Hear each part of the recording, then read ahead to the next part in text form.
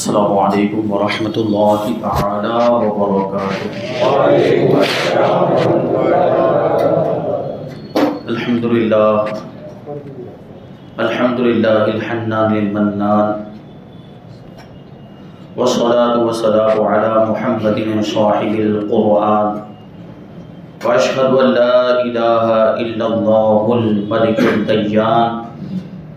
واشهد ان محمدا عبده ورسوله المبعوث في آخر الزمان، وعلى آله واصحابه ما دام النيران، اما بعد، فاعوذ بالله من الشیطان الرجیم، بسم اللہ الرحمن الرحیم، قل هو اللہ احد اللہ الصمد، لم یلد ولم یولد ولم یکن له کفوا احد۔ صدق اللہ مولانا العظیم، وصدق رسولہ النبی الامین المتین الکریم، ونحن على ذلك لمن الشاہدین والشاکرین والذاکرین والحامدین، والحمد للہ رب العالمین۔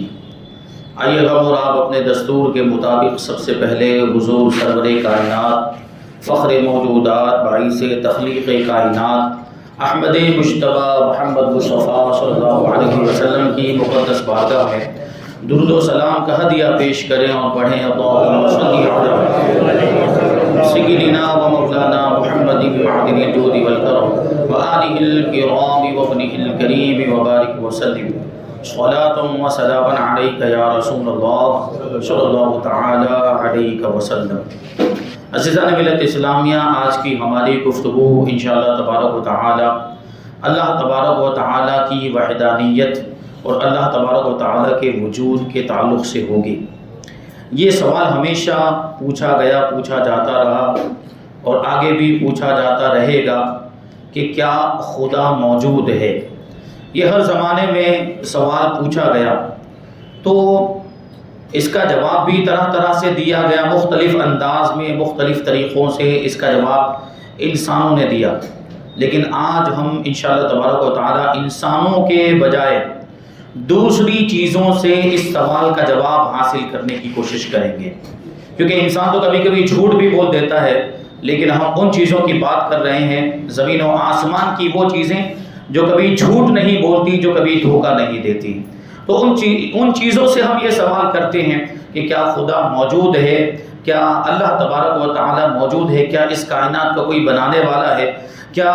زمین و آسمان کا کوئی بنانے والا ہے؟ تو دوسری مخلوقات سے، انسان کے علاوہ دوسری مخلوقات سے ہم یہ سوال پوچھتے ہیں جو اس کائنات کا سب سے بڑا سوال ہے کہ کیا خدا موجود ہے؟ تو ہم ندیوں میں سے سب سے زیادہ مشہور ندی، ہندوستان کی بہت ہی بڑی اور مشہور ندی جس کو گنگا کہا جاتا ہے، اس گنگا سے ہم یہی سوال پوچھتے ہیں کہ کیا خدا موجود ہے؟ تو گنگا زبان حال سے جواب دیتی، کیونکہ اس کے پاس ظاہری زبان انسانوں جیسی زبان نہیں ہے، تو وہ زبان قال سے نہیں بلکہ زبان حال سے ایسا جواب دے کہ دوسری مخلوقات بھی آپ دیکھیں، ان سے اگر ہم عالم تصور میں یہی سوال کریں تو یہ چیزیں زبان حال سے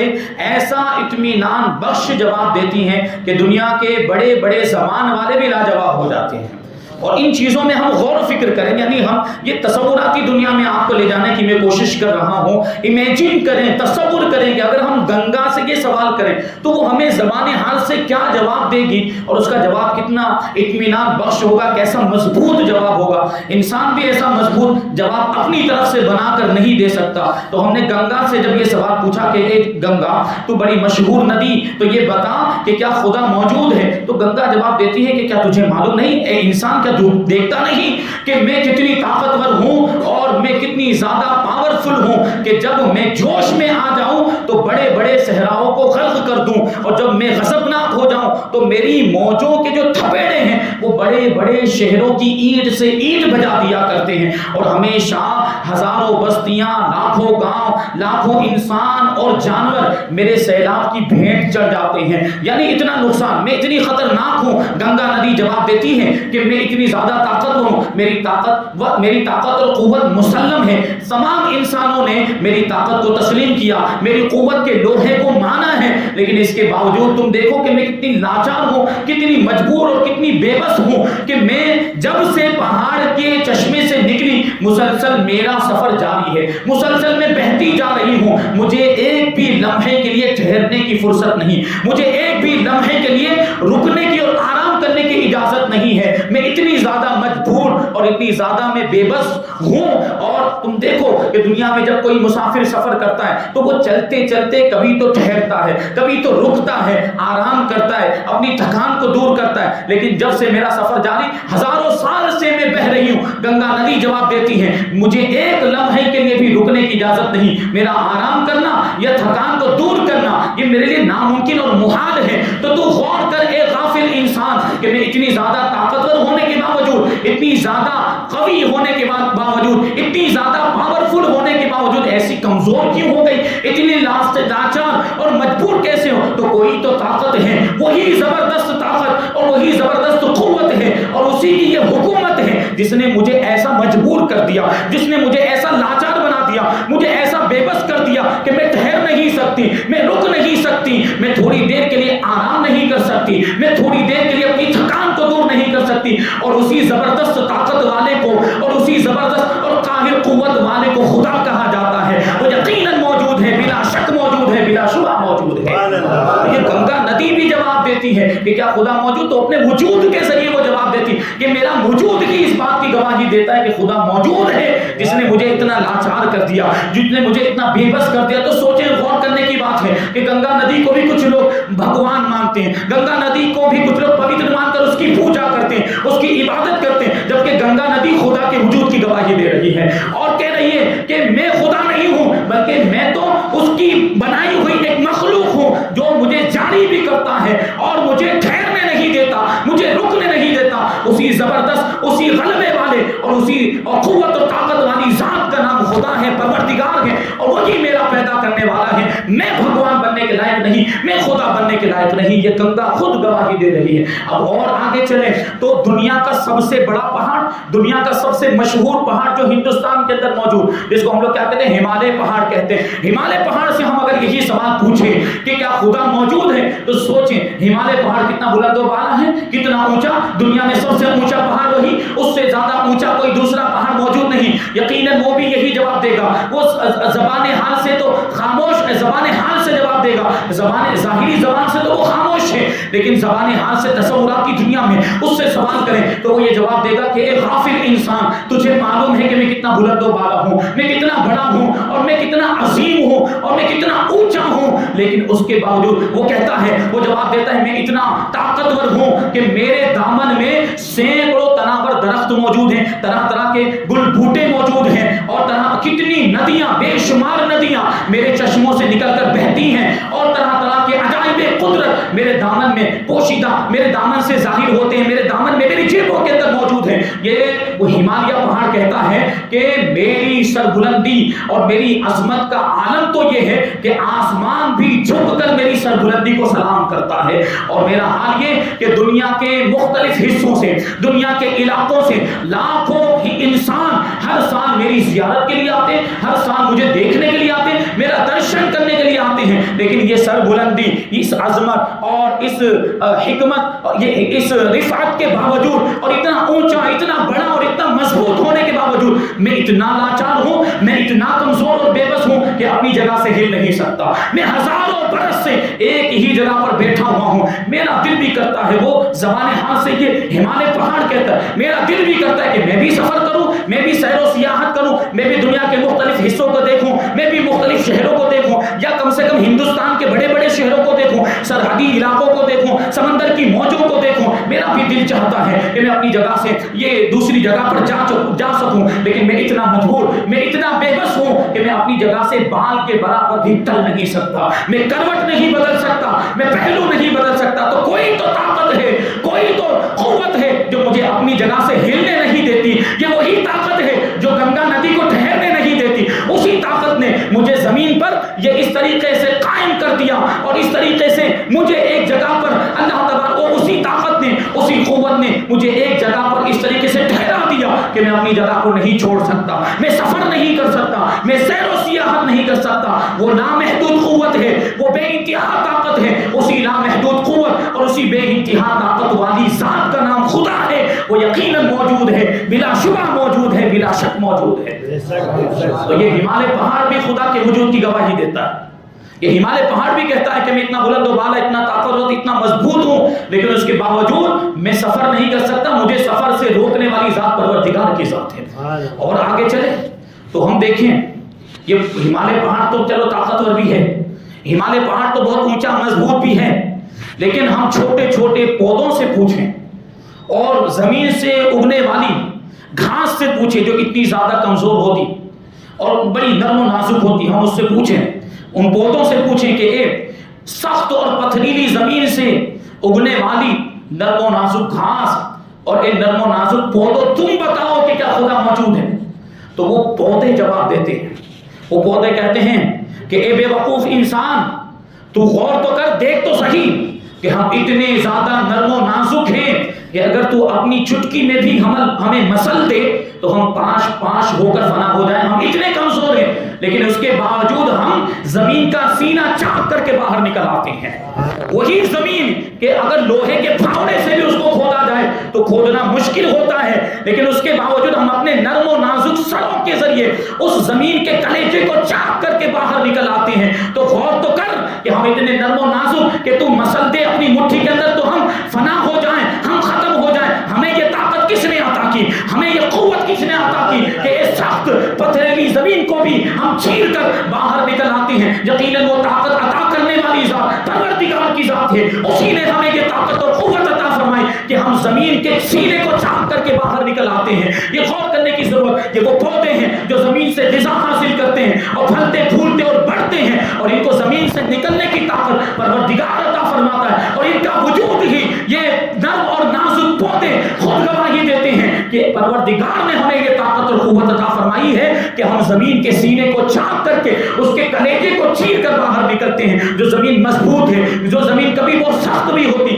پتھریلی زمین میں بھی پودے نکل آتے ہیں. یہ بھی پروردگار کے وجود کی ایک دلیل ہے. تو یہ سارے پودے بھی گواہی دے رہے، یہ گھاس بھی گواہی دے رہی ہے کہ پروردگار اللہ تبارک و تعالی موجود ہے. وہ پوری کائنات کو وجود بخشنے والا، اور جو اللہ تبارک و تعالی جن کی نگاہوں میں، جن کی آنکھوں میں نور بصارت کے ساتھ نور بصیرت بھی عطا فرماتا ہے، وہ درختوں کو دیکھ کر بھی، وہ پودوں کو دیکھ کر بھی اللہ تبارک و تعالی کی معرفت حاصل کیا کرتے ہیں. اور ان کا کہنا کیا ہوتا ہے؟ وہ پودوں کو دیکھ کر بھی پکارتے ہیں کہ ہر گیا ہے کہ الزمین روید، ہر گیا ہے کہ الزمین روید لا وحدہ لا شریک لہ گوید، کہ ہر وہ گھاس جو زمین سے اگتی ہے وہ بھی پروردگار کی وحدانیت کی گواہی دیتی. ہر گھاس اور ہر اگنے والا پودا اپنی زبان حال سے یہ گواہی دیتا ہے کہ اللہ ایک ہے، اس کے سوا کوئی معبود نہیں اور اس کا کوئی شریک بھی نہیں ہے. یہ ہر پودا گواہی دیتا ہے. یہ تو ہم نے نرم و نازک پودوں سے پوچھا. اب بلند و بالا الگ الگ قسم کے پھل والے درختوں سے پوچھیں کہ اے درختوں تم بتاؤ کہ کیا خدا موجود؟ تو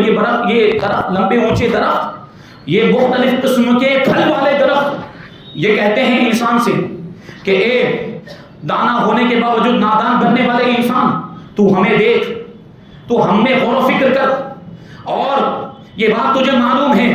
کہ تو مختلف قسم کے درختوں کو ایک ہی باغ میں لگاتا ہے. یہ درخت خود انسان کو مخاطب کرتے ہوئے کہتے ہیں تو مختلف کڑوے کھٹے میٹھے پھل والے درختوں کو ایک ہی باغ میں لگاتا ہے، اور ایک ہی باغ ایک ہی پانی سے ان درختوں کو سیراب کرتا ہے. لیکن اس کے باوجود ایک ہی زمین میں اگنے کے باوجود اور ایک ہی پانی سے سیراب ہونے کے باوجود یہ درختوں میں الگ الگ سائز کے پھل، الگ الگ رنگ کے پھل کیسے آ جاتے؟ الگ الگ شکل کے پھل اور الگ الگ رنگ اور الگ الگ مقدار، الگ الگ سائز تو الگ کی الگ بات ہے، الگ الگ مزہ اور الگ الگ ذائقہ بھی ہوتا ہے.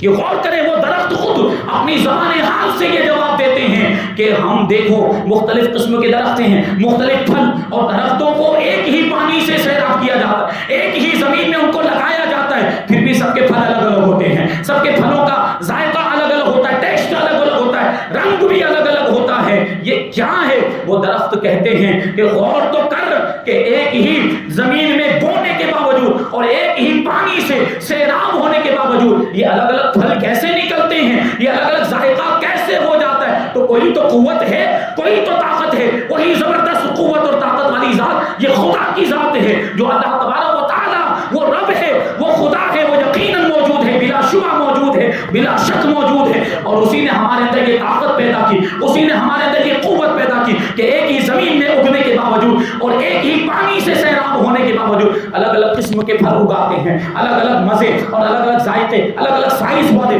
الگ الگ رنگ والے، شکل و صورت والے پھل ہمارے اندر جو پیدا ہوتے ہیں، یہ پروردگار کی قدرت ہے۔ اور یہی وہ مضمون ہے جس کو اللہ تبارک و تعالیٰ نے قرآن مجید میں بڑے ہی مؤثر اور دلکش انداز میں بیان کیا۔ اللہ تعالیٰ ارشاد فرماتا ہے وَفِي الْأَرْضِ قِطَعٌ مُتَجَاوِرَاتٌ وَجَنَّاتٌ مِّنْ أَعْنَابٍ وَزَرْعٌ وَنَخِيلٌ صِنْوَانٌ وَغَيْرُ الصِّنْوَانِ يُسْقَىٰ بِمَاءٍ وَاحِدٍ وَنُفَضِّلُ بَعْضَهَا عَلَىٰ بَعْضٍ فِي الْأُكُلِ إِنَّ فِي ذَٰلِكَ لَآيَاتٍ لِقَوْمٍ يَعْقِلُونَ۔ اور زمین کے کچھ ٹکڑے ہیں، زمین کے کچھ ٹکڑے ہیں جو آپس میں ملے ہوئے ہیں، اور زمین میں انگوروں کے باغات، مختلف قسم کے انگوروں کے باغات، اور زمین میں طرح طرح کی کھیتیاں، یہ ایک ہی زمین ہے لیکن اللہ فرماتے ہیں زمین میں مختلف قسم کی کھیتیاں ہیں اور طرح طرح کی کھجوروں کے درخت بھی ہیں، اور یہ درخت ایسے ہیں کہ ان کی جڑیں، بعض درخت ایسے ہیں کہ ان کی جڑیں آپس میں ملی ہوئی ہیں، اور بعض درخت ایسے ہیں کہ ان کی جڑیں ایک دوسرے سے الگ الگ ہیں۔ اللہ تبارک و تعالیٰ فرماتے ہیں کہ ایک ہی زمین میں یہ درخت اگتے ہیں، یسقیٰ بماء واحد، اور ان سارے درختوں کو ایک ہی پانی سے سیراب کیا جاتا ہے۔ ان سارے درختوں کو ایک ہی پانی، ہر درخت کے لیے کوئی الگ پانی نہیں ہوتا، سارے درختوں کو ایک ہی پانی پلایا جاتا ہے، ایک ہی پانی سے سیراب کیا جاتا ہے، لیکن اس کے باوجود پروردگار فرماتا ہے وَنُفَضِّلُ بَعْضَهَا عَلَىٰ بَعْضٍ فِي الْأُكُلِ، لیکن کھانے میں، ذائقے میں ان میں سے ایک کو ہم دوسرے پر فضیلت دیتے ہیں، یعنی کھانے اور ذائقے میں ایک پھل دوسرے پھل سے الگ ہوتا ہے، کوئی کھٹا ہوتا ہے، کوئی میٹھا ہوتا ہے، کوئی کڑوا ہوتا ہے، اور بعض اوقات تو ہم نے یہاں تک دیکھا، ہم اس کا مشاہدہ کرتے ہیں کہ ایک ہی درخت کے پھل ہوتے ہیں لیکن کوئی کھٹا ہوتا ہے، کوئی میٹھا ہوتا ہے، ایک ہی درخت کے پھل کے اندر یہ اختلاف پایا جاتا ہے۔ تو یہ پروردگار ہے جس نے یہ درختوں کے اندر یہ طاقت و قوت رکھی، اور اس کے بارے میں پروردگار آگے ارشاد فرماتا ہے ان فی ذلک لآیات لقوم یعقلون، ان ساری چیزوں کے اندر، ان درختوں کے اندر اور ان پودوں کے اندر، ان پھلوں کے اندر پروردگار کی بڑی بڑی اور عظیم نشانیاں ہیں، اور جن کے لیے عقل والوں کے لیے، عقل والے اس میں غور و فکر کرتے تو ان کو خدا کے وجود کا یقین ہو جاتا ہے کہ یہ مختلف قسم کے درختوں سے مختلف قسم کے پھل پیدا کرنے والی ذات وہی پروردگار کی ذات ہے، یقیناً وہ موجود ہے، بلا شک موجود ہے، بلا شبہ موجود ہے۔ یہ درخت بھی گواہی دیتے ہیں، یہ درخت کے پتے بھی، ایک ایک پھول، ایک ایک پھل اور ایک ایک پودا، پتا پتا پروردگار کے وجود کی دلیل، اور ان ساری چیزوں کے اندر اللہ تبارک و تعالیٰ کی قدرت، اللہ تبارک و تعالیٰ کی طاقت اور اللہ تبارک و تعالیٰ کی حکمت اور اس کی عظمت کی بڑی بڑی نشانیاں موجود ہیں۔ اگر کوئی سالم طبیعت لے کر آئے اور ان ساری چیزوں میں غور و فکر کرے، اپنی عقل کے ذریعے بھی اگر غور و فکر کرے تو اس کو خدا کے وجود کا یقین ہو جائے گا، وہ معبودان باطلہ کی پوجا کرنا اور ان کی عبادت کرنا چھوڑ دے گا اور ایک پروردگار کی عبادت کرنے لگ جائے گا۔ غور و فکر تو کرے کوئی اور سوچے تو کہ ہم جن کی پوجا کر رہے ہیں وہ خدا بننے کے لائق ہیں، ان کے اندر طاقت ہے، ان کے اندر قوت، یہ مورتیاں وہ خود ایک جگہ سے دوسری جگہ اٹھ کر جا نہیں سکتی، آ نہیں سکتی، وہ ایک جگہ سے دوسری جگہ منتقل ہونے کے لیے انسانوں کی محتاج، تو جو دوسروں کا محتاج ہو وہ خدا کیسے ہو سکتا ہے؟ خدا تو وہ ہوتا ہے جو بے نیاز ہوتا، اللہ الصمد۔ یہ سورہ اخلاص کی دوسری آیت کریمہ کہ اللہ بے نیاز ہے، اسے کسی کی ضرورت نہیں، اسے کسی کی حاجت نہیں، بلکہ ساری کائنات اس کی محتاج ہے، وہ کسی کا محتاج نہیں ہے۔ خدا تو وہ ہوتا ہے جو کسی کا محتاج نہیں، جو کسی کا محتاج ہو، جس کو کسی کی ضرورت پڑے، وہ خدا ہو ہی نہیں سکتا۔ تو یہ سارے معبودان باطلہ جن کو یہ لوگ خدا بنا کے بیٹھے ہوئے، جن کو بھگوان مان لیا، یہ مورتیاں، یہ سارے مجسمے، یہ ہرگز خدا بننے کے لائق نہیں ہے، یہ شرک کے اڈے ہیں۔ اور اللہ تبارک و تعالیٰ نے پوری کائنات کے اندر اپنی قدرت کی نشانیاں، اپنی وحدانیت کی نشانیاں رکھی ہوئی، انسان ان میں غور و فکر کرے اور اس نتیجے پر پہنچے کہ پروردگار موجود ہے اور وہی عبادت کے لائق ہے، اس کے سوا کوئی بھی عبادت کے لائق نہیں۔ تو اس فارسی شعر اسی لیے تو کہا کہ برگے درختان سبز در نگاہ ہوشیار، برگے درختان سبز در نگاہ در نظر ہوشیار، دفتر ایس از معرفت کردگار۔ غور کریں گے، برگے درختان سبز در نظر ہوشیار، دفتر معرفت دفتر ایست از معرفت پروردگار، یعنی یہ جو درختوں کے سبز سبز پتے ہیں، یہ پتے ہمیں تو دیکھنے میں ظاہری طور پر بس یہ ایک معمولی پتے نظر آتے ہیں، لیکن جن کو اللہ تبارک و تعالیٰ نے بصیرت عطا فرمائی، جو اہل نظر کہے جاتے ہیں، اللہ کے ولی جو معرفت والے ہوتے ہیں، وہ جب ان درختوں کے پتوں کو بھی دیکھتے ہیں تو ان کے دیکھنے کا انداز الگ ہوا کرتا ہے. وہ کیا جواب دیتے ہیں ان درختوں کے پتوں کو دیکھ کر؟ وہ کہتے ہیں کہ یہ درختوں کے جو پتے ہیں، یہ درختوں کے جو ہرے ہرے پتے ہیں، یہ عام لوگوں کی نگاہوں میں معمولی پتے ہوں گے، لیکن جو اہل نظر ہوتے، جو نگاہ والے ہوتے ہیں، ان کے لیے ان درختوں کے پتوں میں اللہ تبارک و تعالیٰ کی معرفت کی ایک پوری کتاب موجود ہے اور مفصل بیان موجود ہے. یعنی ان پتوں کے ذریعے بھی اللہ کی معرفت حاصل کرتے ہیں. یہ شان. تو ہم نے اس زمین کی چیزوں کو تو دیکھا، ہم نے گنگا سے بھی پوچھ لیا، ہم نے ہمالیہ پہاڑ سے بھی پوچھ لیا، ہم نے پودوں سے بھی پوچھ لیا، ہم نے درختوں سے بھی پوچھ لیا کہ کیا خدا موجود ہے. اب آئیے عالم بالا کی کائنات کی طرف رخ کرتے ہیں اور عالم بالا میں موجود سورج، چاند اور ستاروں سے یہی سوال پوچھتے ہیں کہ کیا خدا موجود ہے. تو یقیناً یہ سورج، چاند اور ستارے بھی ہمیں جواب دیں گے اور وہ یہ کہیں گے کہ اے انسان، اے نادان انسان، کیا تو دیکھتا نہیں کہ تم لوگوں نے خود ہی، انسانوں نے یہ نظام بنایا ہوا ہے اور انسانوں نے خود گاڑیوں کو، سواریوں کو ایکسیڈنٹ سے بچانے کے لیے طرح طرح کے قوانین بنائے ہوئے،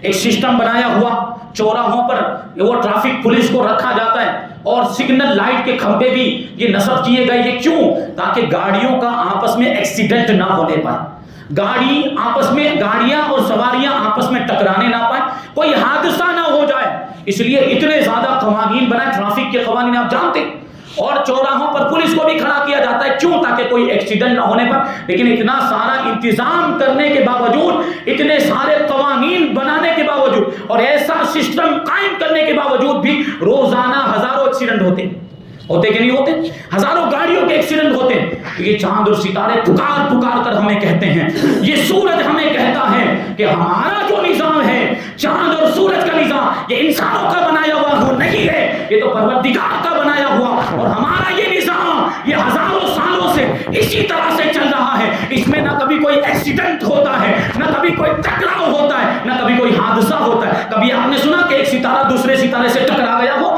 کبھی آپ نے سنا کہ سورج اور چاند آپس میں ٹکرا گئے ہو؟ سورج گہن ہوتا ہے، وہ بھی اللہ کی قدرت کی نشانی ہے. لیکن یہ دیکھیں کہ یہ سارے ستارے اپنی چال کے مطابق چل رہے ہیں. سورج بھی اپنی چال کے مطابق چل رہا ہے اور چاند بھی اپنی چال کے مطابق چل رہا ہے. پروردگار نے ان کے لیے قوانین بنائے، پروردگار نے ان کے لیے اپنا نظام قدرت بنایا ہے. کل فی فلک یسبحون کا یہ کنٹرول دے دیا کہ ہر ستارہ اپنے آسمان میں گھوم رہا ہے، اپنے فلک میں تیر رہا ہے. تو ہر ستارہ بس اسی جگہ پر جو اللہ تبارک و تعالیٰ نے اس کا مدور بنا دیا، جو اللہ تبارک و تعالیٰ نے اس کا دائرہ بنا دیا، وہ ستارہ اسی دائرے میں گھومتا ہے اور اس دائرے سے تھوڑا سا بھی آگے نہیں نکل سکتا. یہ پروردگار نے نظام بنایا اور پھر وسخر الشمس والقمر کے ٹائم ٹیبل کے مطابق یہ پورا نظام قدرت بالکل پابندی کے ساتھ اس وقت کا لحاظ کرتے ہوئے چلتا ہے. اس ٹائم میں کوئی کمی بیشی بھی نہیں ہوتی. ہم دیکھتے ہیں، ہم بچپن سے دیکھ رہے ہیں، ہم اپنے باپ دادا سے بھی سنتے آئے کہ ہزاروں سال گزر چکے ہیں، لیکن دن ہر موسم کے مطابق جو پہلے ہوتا تھا آج بھی اتنا ہی ٹائم کا ہوتا ہے، آج بھی اتنے ہی وقت کا ہوتا ہے. ایسا نہیں ہے کہ دن پہلے 25 گھنٹے کا ہوتا تھا اب 24 گھنٹے کا ہو گیا، یا پہلے 24 گھنٹے کا ہوتا تھا اب 23 گھنٹے کا ہو گیا. جب سے دنیا بنی ہے یہ دن اور رات 24 گھنٹے کے ہوتے تھے، اب بھی ہوتے ہیں اور آئندہ بھی ہوتے رہیں گے. یہ اللہ تبارک و تعالیٰ کا نظام قدرت. اللہ تبارک و تعالیٰ نے ایسا سسٹم بنایا کہ یہ سیارے آپس میں ٹکراتے نہیں، ان میں ایکسیڈنٹ نہیں ہوتا، ان میں کوئی حادثہ نہیں ہوتا. اللہ تبارک و تعالیٰ کا یہ نظام اپنے ٹائم ٹیبل کے مطابق اللہ تبارک و تعالیٰ کی مقرر کی ہوئی لائنوں پر یہ سیارے چلتے رہتے ہیں، چاند اور سورج چلتے رہتے ہیں. ان میں کوئی فرق نہیں آتا، کم زیادہ کا کوئی فرق نہیں ہوتا، کوئی ان کی چال میں کمی بیشی نہیں ہوتی، وہ اپنی حد سے باہر نہیں نکلتے. تو یہ چاند ستارے خود پکار کر کہہ رہے ہیں کہ یہ جو ہمارے اندر جو نظام ہے یہ نظام قدرت ہے، جو ہمارے اندر اتنا زیادہ ڈسپلن آیا اور ہم یہ چاند ستارے جو ٹکراتے نہیں اور جو ان میں یہ ایکسیڈنٹ نہیں ہوتا، تو یقیناً کوئی ذات ہے، کوئی طاقت ہے، کوئی قوت ہے جس کے نظام قدرت کے تحت ہم اتنے منظم ہو گئے. یقیناً وہ طاقت والی ذات، وہ قوت والی ذات پروردگار کی ذات ہے، اس کا نام اللہ ہے. یقیناً وہ موجود ہے، وہ موجود ہے، وہ بلا شبہ موجود ہے، بلا شک موجود ہے. تو یہ کائنات کی چیزیں، زمین کی چیزیں بھی اور آسمان کی چیزیں بھی پروردگار کے وجود کی دلیل، لیکن ان کی عقلیں ماری گئی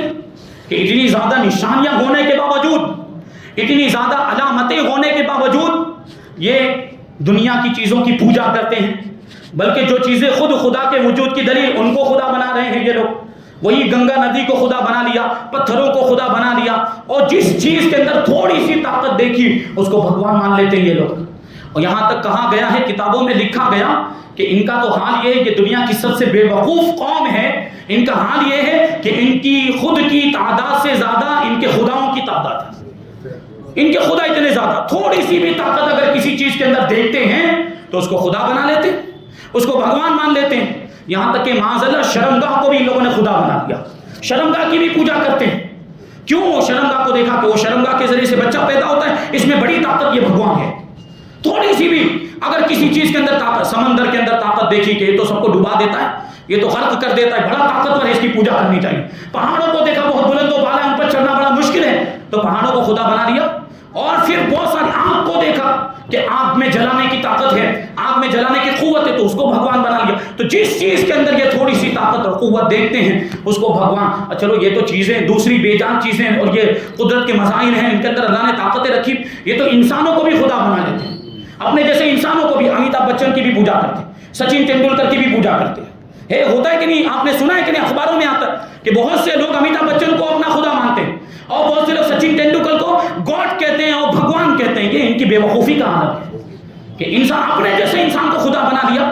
اپنے جیسے انسان کو اپنا معبود سمجھنے لگ گئے۔ یہ ان کا حال ہے، جبکہ اللہ تبارک و تعالیٰ کا ہم پر بے پناہ فضل و احسان ہے کہ اللہ تبارک و تعالیٰ نے ہمیں اپنا عبادت کرنے والا بنایا اور ہمیں شرک سے، بت پرستی سے محفوظ رکھا۔ یہ رسول پاک صلی اللہ علیہ وسلم کے قدموں کا صدقہ ہے کہ اللہ تبارک و تعالیٰ نے ہمیں یہ ایسی بے وقوف قوم میں نہیں پیدا کیا، ہمیں اللہ تبارک و تعالیٰ نے مسلمان بنایا اور رسول پاک صلی اللہ علیہ وسلم کی امت میں بنایا، اور ہم پر اتنا بڑا احسان کیا کہ حضور پاک صلی اللہ علیہ وسلم کے قدموں کے صدقے میں ہمیں توحید پرست بنایا، ایک خدا کی عبادت کرنے والا بنایا، اور اس کے ساتھ کسی کو شریک ٹھہرانے والا نہیں بنایا۔ یہ پروردگار کی شان ہے۔ اللہ تبارک و تعالیٰ کے وجود کے تعلق سے بھی اور باتیں باقی ہیں کہ یہ مخلوق خود بھی اللہ تبارک و تعالیٰ کے وجود کی دلیل، خالق کی دلیل، انشاءاللہ یہ باتیں ہم آئندہ شامل کرتے رہیں گے۔ اللہ تبارک و تعالیٰ کی بارگاہ میں دعا ہے کہ جو کچھ بھی بیان ہوا اس پر ہم سب کو عمل کرنے کی توفیق عطا فرمائے، ہمیں عقیدے کی مضبوطی عطا فرمائے، مذہب اہل سنت و جماعت مسلک اعلیٰ حضرت پر ہم سب کو قائم و دائم رکھے، اور اسی پر ہم سب کا خاتمہ فرمائے۔ وما علینا الا البلاغ۔